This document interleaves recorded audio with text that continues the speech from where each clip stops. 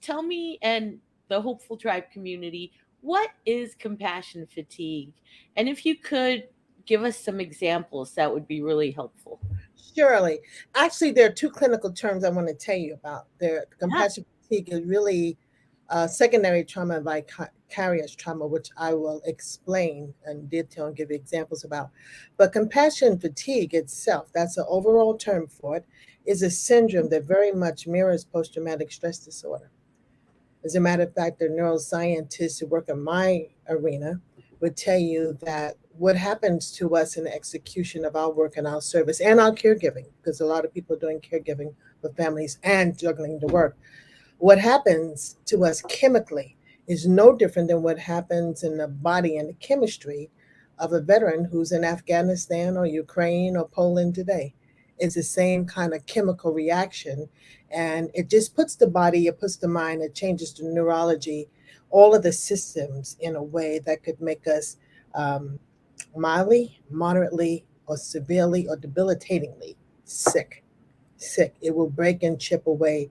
As a matter of fact, it has six impact areas that it will challenge and stress and severely compromise our cognition, our emotions, our behaviors, our spiritual life, our interpersonal life, the relationships will go on.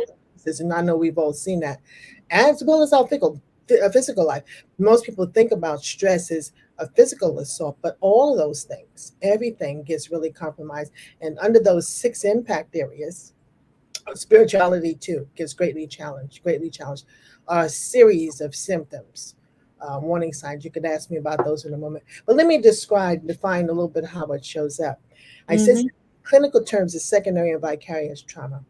The secondary, by definition, would say this: what you feel in behalf of somebody else, not yourself, not your personal family, that has been severely impacted, suffering, experienced some kind of traumatic event. When we hear about things, you get information about some horror, the fires, Hmm. floods in Kentucky, the children at the border that were absolutely devastated, beatings, the shootings in the schools and stuff like that. What we feel in behalf of that distresses us.